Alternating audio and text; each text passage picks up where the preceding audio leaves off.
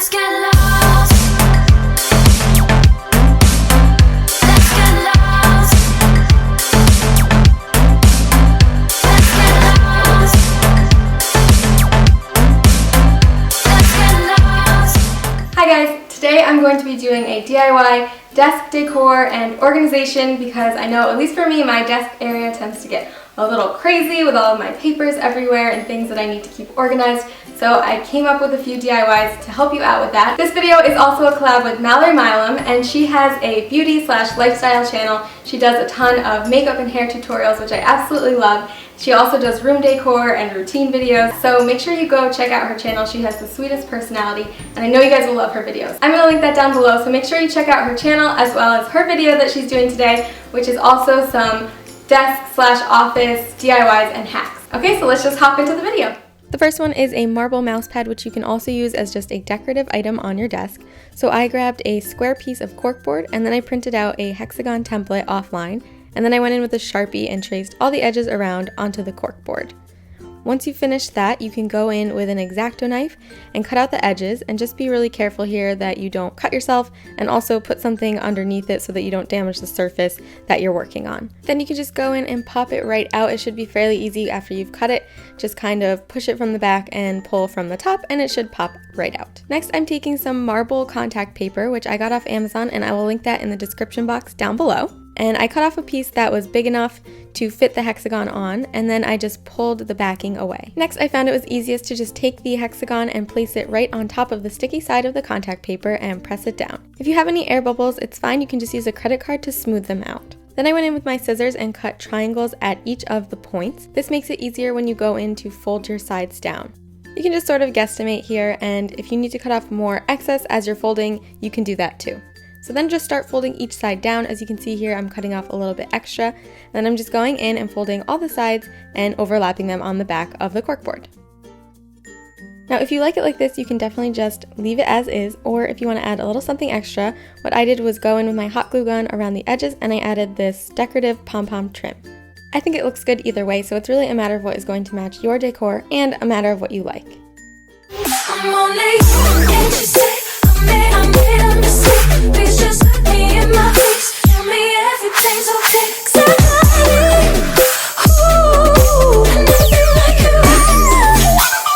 Next, I'm making a corkboard, which is really useful for getting papers and other things off the surface of your desk. So I'm taking a piece of painter's tape and putting it diagonally across the middle, and then another one on the side to make a big triangle, and then two smaller pieces to make a smaller triangle inside of that one. Then I just grabbed some acrylic paint, and I'm using gray for the bigger part, and I'm just painting this entire section so that one half of the board will be one solid color. I also realized at this point that it would be useful to cover the frame, so if you don't want to get paint on your frame, just go back in and put some painter's tape around the edges as well. Then I'm going in with a turquoise color for the medium-sized triangle, and just a side note for those two smallest pieces of tape, make sure that you cut them into a point at the top. I didn't do that right away, so I had to go back in and fix it afterward.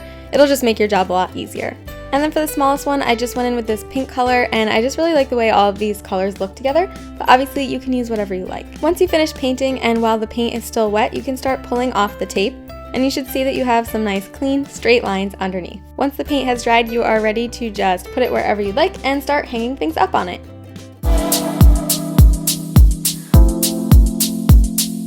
Now, normally to hang things up on a corkboard, you would use thumbtacks or push pins, but I decided to pick up some clothespins, and then I used some painter's tape again to just section off portions of it and paint them some fun colors. So I did a bunch of different patterns. I painted just the tops of some of them, I painted just the bottoms of some of them, I did some diagonal stripes, and on one of them I painted almost the entire thing besides a little portion at the top.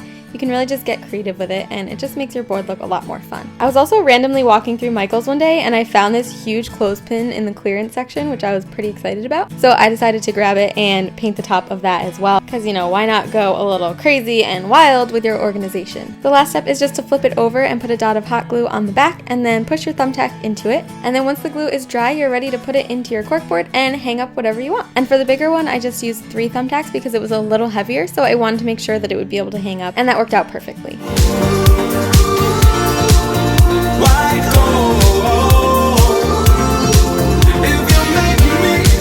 And the last thing I wanted to make was something that I could hold little receipts in and other pieces of paper that I don't necessarily want to hang up. So I took a piece of leather and I folded it about 3/4 of the way up, and then I grabbed some chalk and marked where the ends hit. Then I unfolded it, and with my chalk I marked where the fold line was on each side. Next I put down some hot glue running in a straight line in between the chalk marks on each side. Now if you're feeling extra fancy today, you can definitely sew this, but I wanted to make this easy for everyone to be able to do. Now you're just going to take the bottom part and fold it back up and make sure you line it up so it's even, and then just take your fingers and sort of smooth out the place where you put the glue.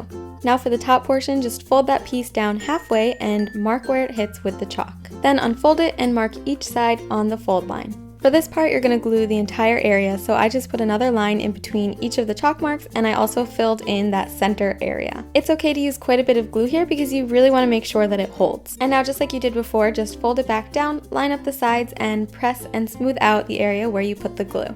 And then just to make it look more awesome, I'm adding a crystal charm, so roll out some thread and cut it off, and then take the two ends and put them together so that you have a loop on one end. Next, take that loop you made and thread it through the top of your charm, and then grab the two loose ends of your thread, open up your loop and pull the loose ends through so that your charm is now hanging from the thread. Now it's time to attach it to your leather, so you're just going to pull those two ends of thread apart and string one of them through your needle.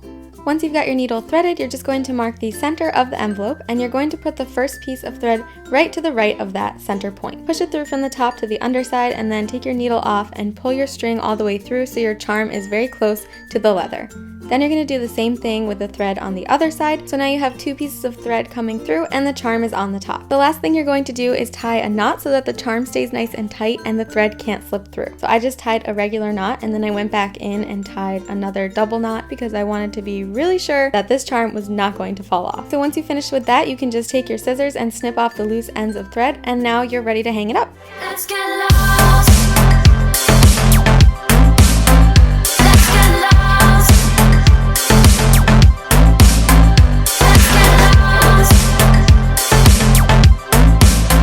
Okay guys, thanks so much for watching. Make sure that you go on over to Mallory's channel and check out her video, give her a like and subscribe, and tell her that I sent you. If you're coming from Mallory's channel, thank you so much for watching. Make sure you give my video a thumbs up if you liked it, and subscribe so you don't miss out on any of my videos. And I'll see you guys next week. Bye!